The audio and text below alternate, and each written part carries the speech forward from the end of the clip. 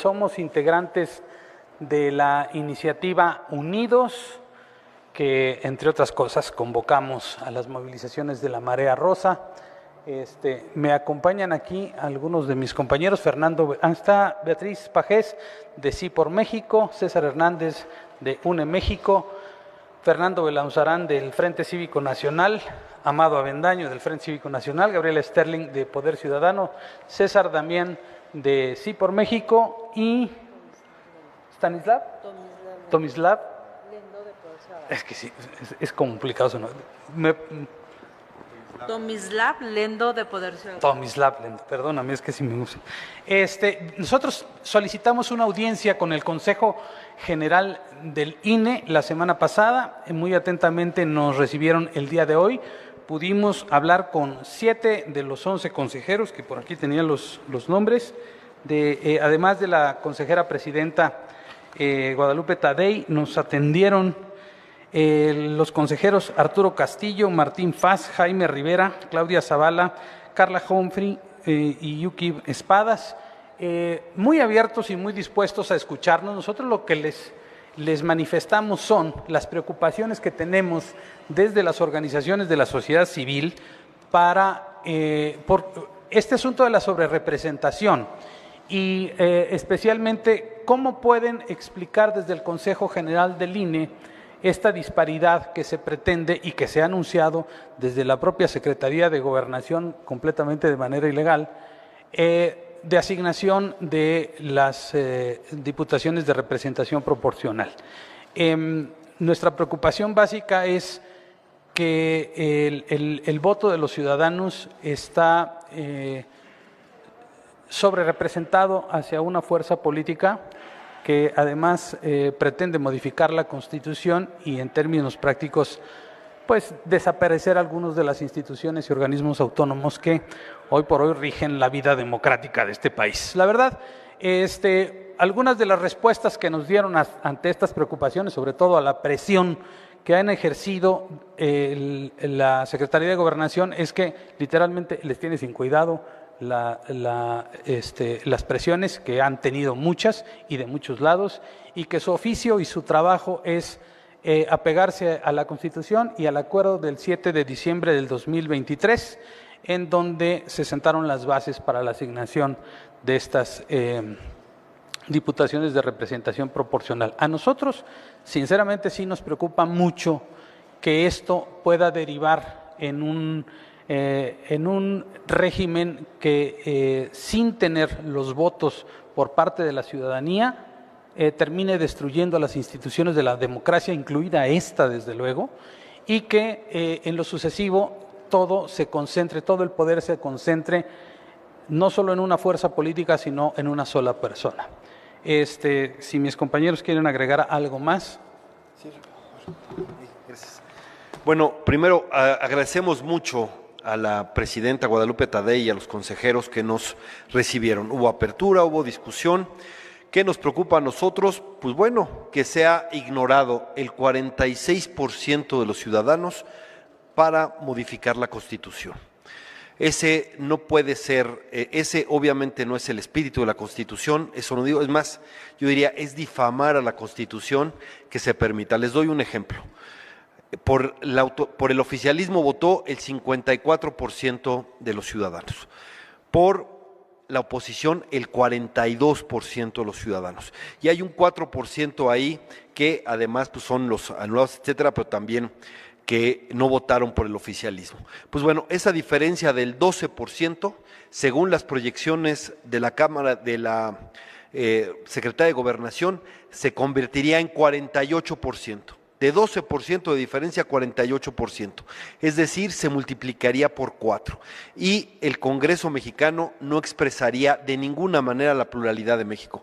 El Congreso que plantean sería un Congreso que no tiene nada que ver con la sociedad, su pluralidad, etcétera. Entonces, hablamos de la historia de la transición a la democracia, de cómo era absolutamente un objetivo de la transición que una sola fuerza no pudiera modificar la Constitución en solitario. Y eso es lo que están queriendo violar con una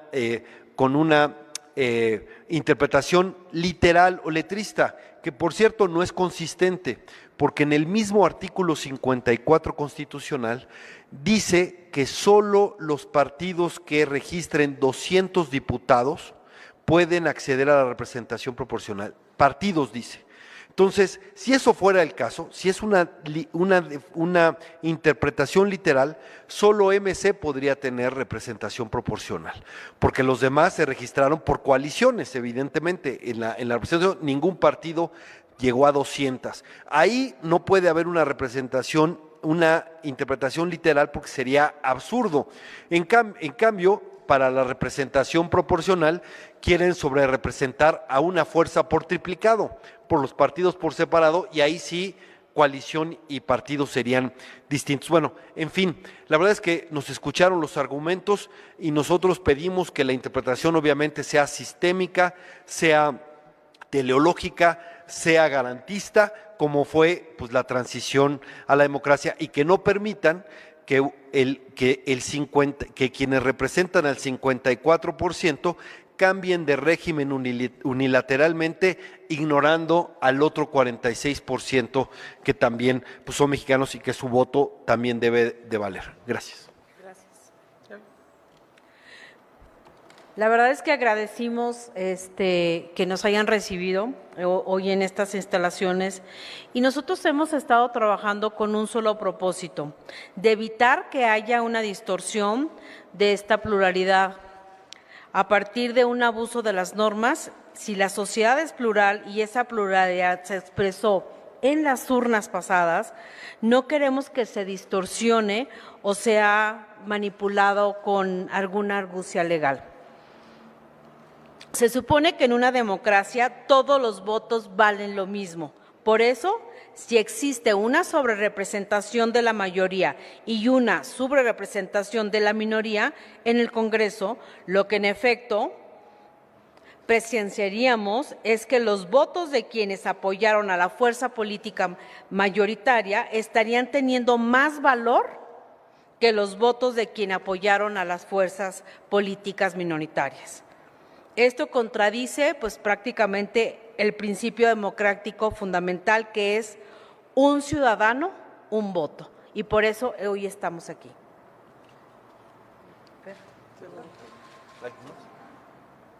Si tienen preguntas. Beatriz, ¿quieres hacer preguntas? Sí, muchas gracias. Sí, venimos a hacer un llamado a los consejeros del INE para que impidan que México se convierta en una Venezuela, para que hagan una interpretación del espíritu constitucional, no solamente a partir de una interpretación técnica, sino a la luz de todo lo que está sucediendo en México.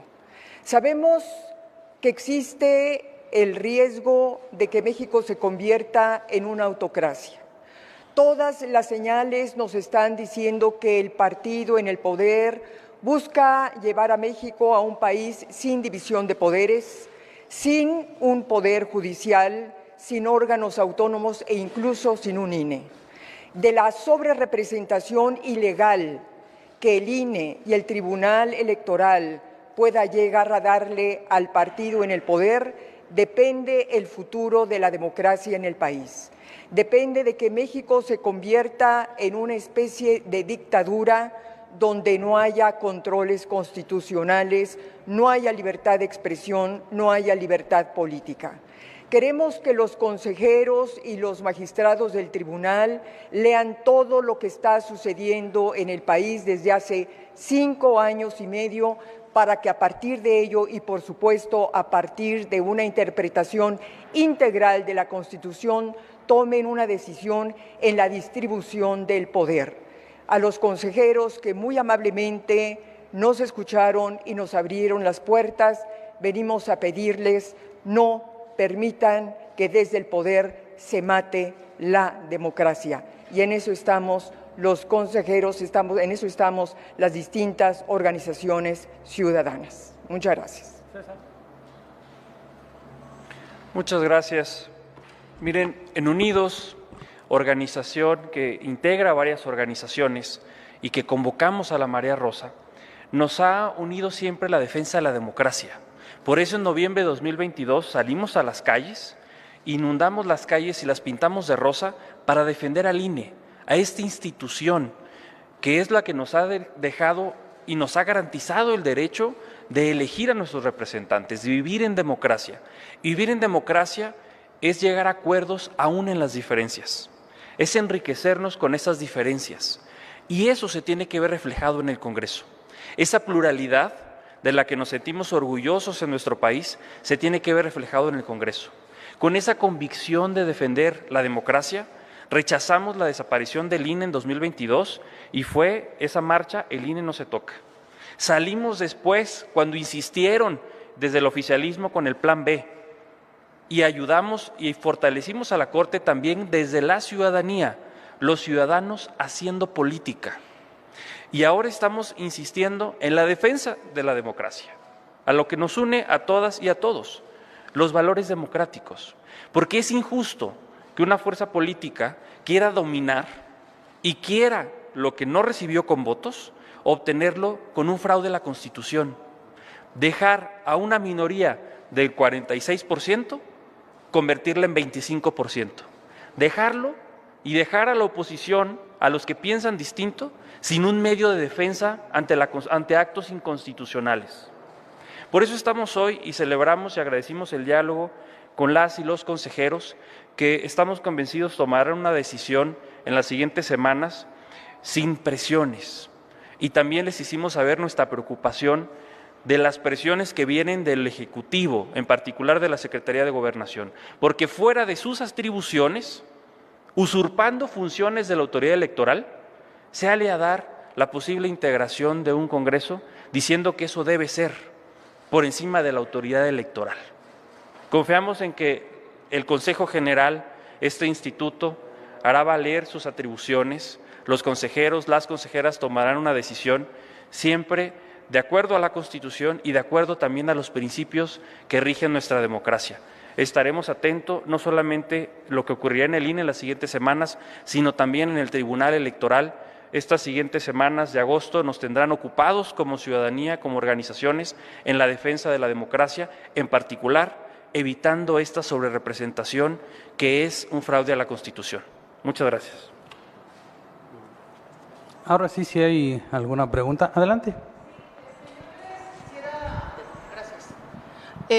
Preguntar si tuvieron información de los consejeros, si van a confirmar esta sesión de reparto de plurinominales para el día 23 de agosto, si les comentaron algo, y sobre todo si nos pudieran dar un panorama de, con base en lo que ustedes han calculado, obviamente con esto que están planteando, si tienen números respecto de cuánto le tocaría, en este caso, por ejemplo, cuánto al PRI, cuánto al PAN, cuánto al PRD, si ya tienen ustedes algún cálculo o solamente están pidiendo que se haga de otra manera. Gracias. Bueno, la fecha límite, la que ellos nos dicen es que esperarán a que tengan todos los elementos para determinar esa asignación, que es el 23. No abundamos mucho al respecto. Nosotros lo que pedimos desde las organizaciones de la sociedad civil, porque en lo particular nosotros no defendemos ninguna causa partidista, es que se asigne tomando en cuenta que no puede haber, por ejemplo, en este mismo documento de asignación del 7 de diciembre del año pasado, en donde se especifican cómo se debe asignar, hay una parte en donde se dice que tienen que cuidar los consejeros que no haya tanta disparidad entre lo que hay votado y lo que se debe asignar. Lo que nosotros queremos evitar es que se asigne de manera ilegal una representación que no corresponde. El ejemplo es muy claro. El partido Movimiento Ciudadano tiene, por ejemplo, el 11% de la votación y tiene el 4% de los diputados. Eso es solo un ejemplo, no tiene nada que ver con ninguna vinculación con ese partido. Pero es lo mismo en términos generales, el 12% de diferenciación entre una fuerza política, una coalición y la otra, y la oposición, que se convierte casi en el 50%. Lo que les pedimos en términos prácticos es que los ciudadanos poco entienden de la interpretación del artículo 54 constitucional, pero tienen muy claro que de 12 a 50 es una diferencia brutal. Entonces, eso, una de las exigencias en el mejor de los tonos de nosotros hacia los consejeros es, se necesita una explicación para la gente que fue a votar en ese sentido.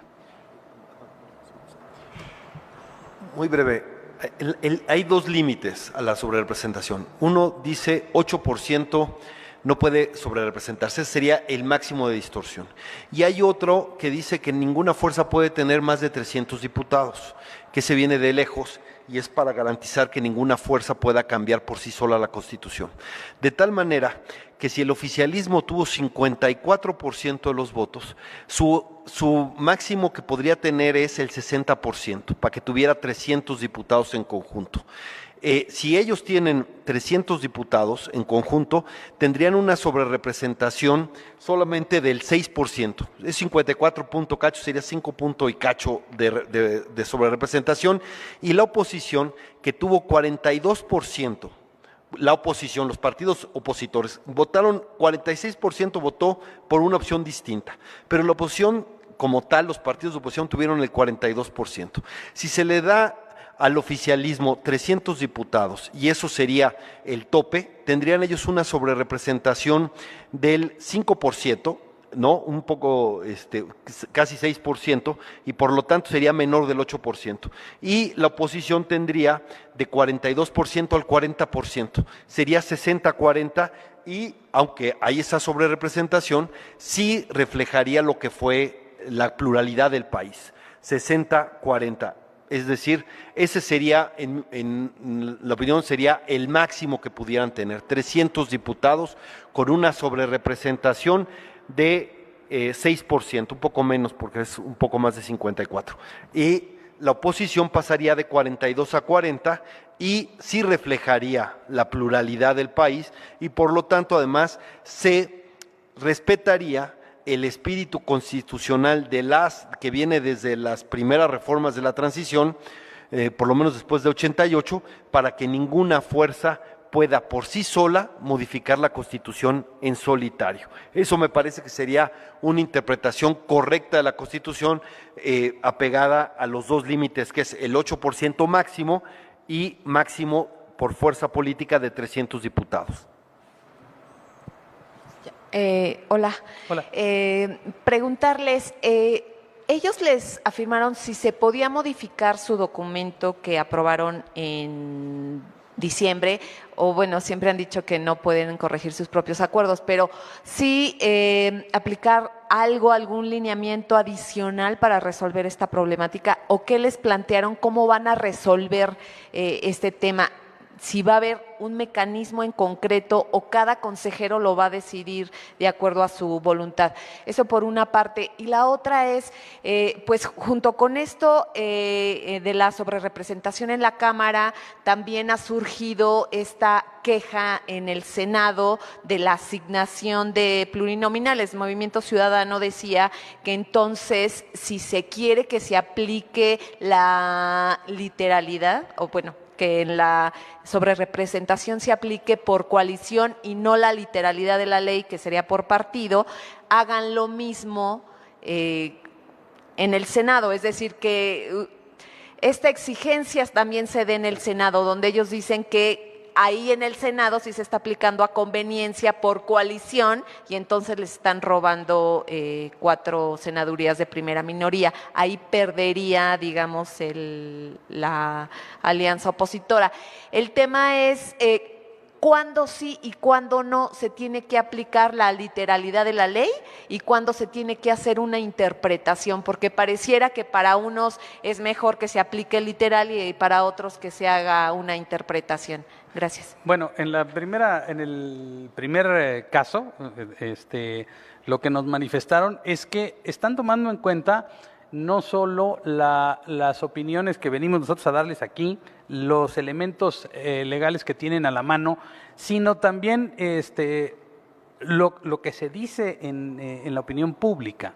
Ellos están en escucha y la mayoría de ellos nos dijo, yo no he tomado una decisión al respecto.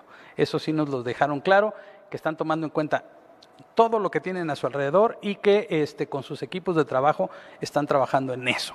Eso es lo que nos dijeron y que su compromiso es apegarse a lo que a la legalidad y a que y esto sobre todo que las presiones a lo que preguntamos nosotros específicamente de la Secretaría de Gobernación les tienen sin cuidado. Eso nos lo dijeron nos lo dejaron muy en claro. Sobre el otro asunto, no sé si alguien quiere opinar. Quisiera nada más terminar con esto. Sí, respecto al tema de las interpretaciones, lo que la mayoría de ellos nos expresaron es que sí están analizando la posibilidad de tener una interpretación propia, el Consejo General una interpretación propia de lo que dice la ley e incluso están abiertos a la posibilidad de revisar su acuerdo. No, nadie dijo que lo van a hacer o que no, y como acaba de decir Amado, también nos dijeron que nadie en este momento ha tomado una posición definitiva respecto a su voto y están analizando y recogiendo opiniones y argumentos como los que les venimos a plantear y otros. Sí. Sí, nada más si nos puede precisar quién comentó que sí revisarían el acuerdo de diciembre. Es que, a ver, ellos hablaron obviamente que tienen un acuerdo en diciembre, pero también dijeron que su posición no está tomada. Eso nos dijeron, es decir, que están analizando y que están tomando, porque todos saludaron de que haya tomado una notoriedad pública la discusión de la sobrerepresentación y por lo tanto que van a tomar en cuenta distintos argumentos. Incluso dijeron que iban a considerar los argumentos que nosotros pusimos sobre la mesa.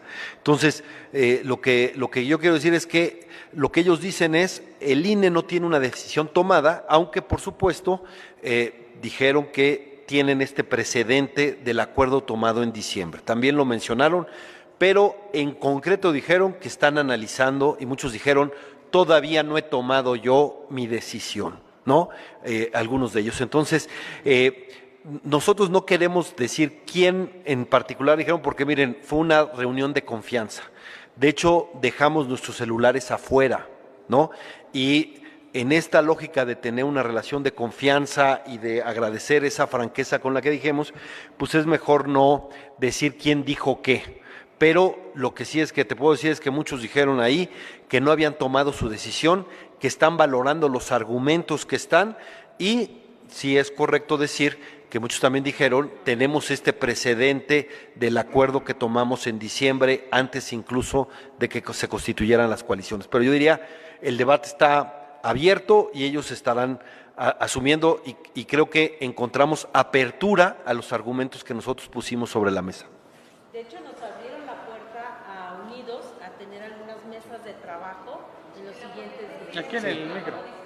Les decía que de hecho la puerta se abrió y nos propusieron que como Unidos poder tener unas mesas de trabajo, que también obviamente nos comentaron que también han recibido a otras organizaciones y que sí están muy atentos a lo público. Pero esta parte de abrirnos esta puerta y decir que podemos tener unas mesas de trabajo para este diálogo, la verdad es que pues estamos muy contentos también de esta reunión.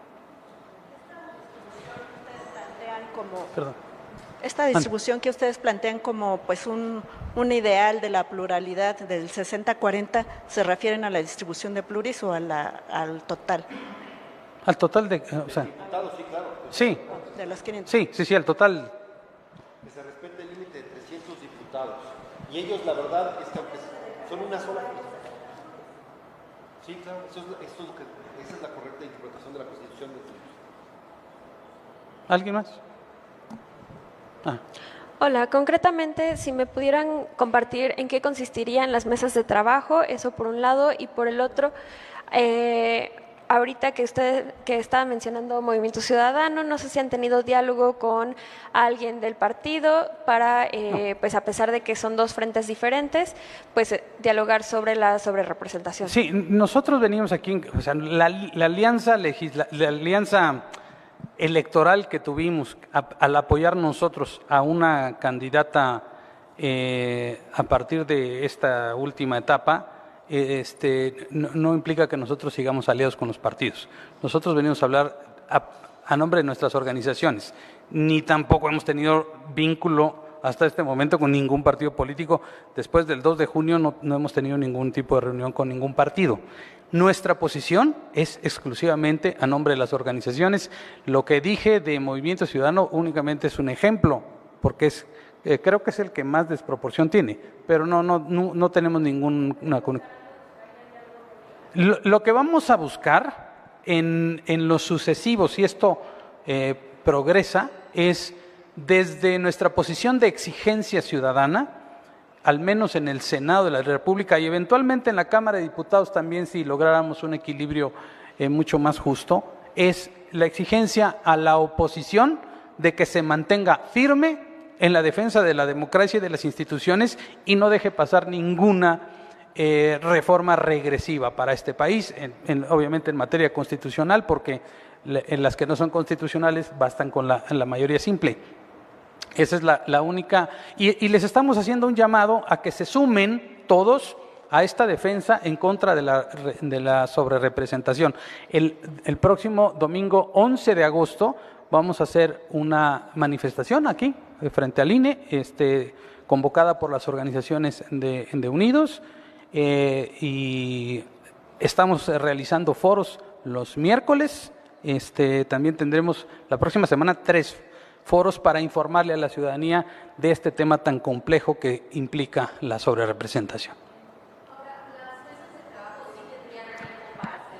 Considerando que ya estamos básicamente en agosto y el 23 de ese mes es cuando se tendría una respuesta del INE. Sí, sí hay la disposición, sí, o sea, fue una posibilidad, no abundamos mucho en eso. Es decir, nos abrieron las puertas, oigan, incluso si hay manera de hacer algunas mesas de trabajo, estamos en disposición. Eso lo platicaremos nosotros dentro del Comité Ejecutivo de Unidos y haremos algún planteamiento sobre un tema específico, porque hay algunos consejeros que tienen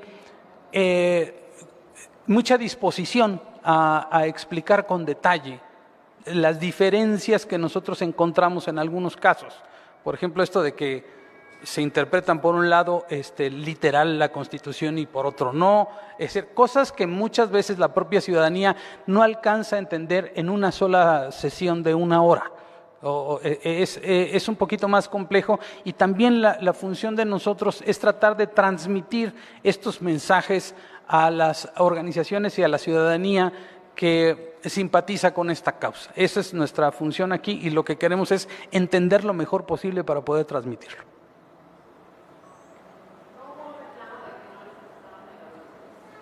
No tratamos ese tema porque es en exclusivo, es del Frente Cívico Nacional, y ahorita venimos como una iniciativa Unidos.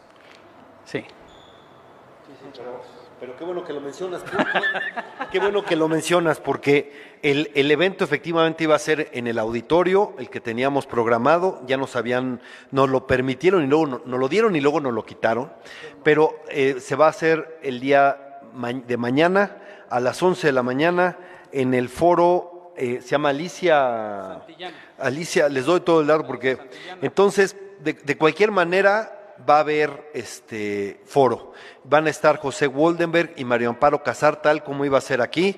Yo espero dicen que van a arreglar muy bonito el auditorio, no sé por qué en este momento, pero que les quede poca madre, ¿no? Pero de cualquier manera la discusión sigue, sí.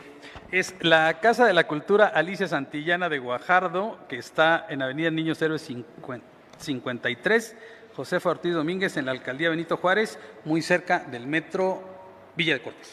Y vamos a seguir haciendo foros y el 11 de agosto vamos a llegar aquí al instituto. Ojalá, si no quieren que haya mucho problema de tránsito, nosotros estaríamos de acuerdo, podríamos estar aquí en la explanada si quieren, pero estamos convocando, como saben, el 11 de agosto, ya es un acuerdo también de Unidos, el 11 de agosto aquí en el INE para, digamos, manifestar nuestra inconformidad contra la posibilidad de una sobrerepresentación más allá del 8% constitucional, y se va a replicar en todos los consejos distritales del INE en el país, pero es el 11 de agosto aquí, 11 de la mañana. Muchas gracias. Gracias. Gracias.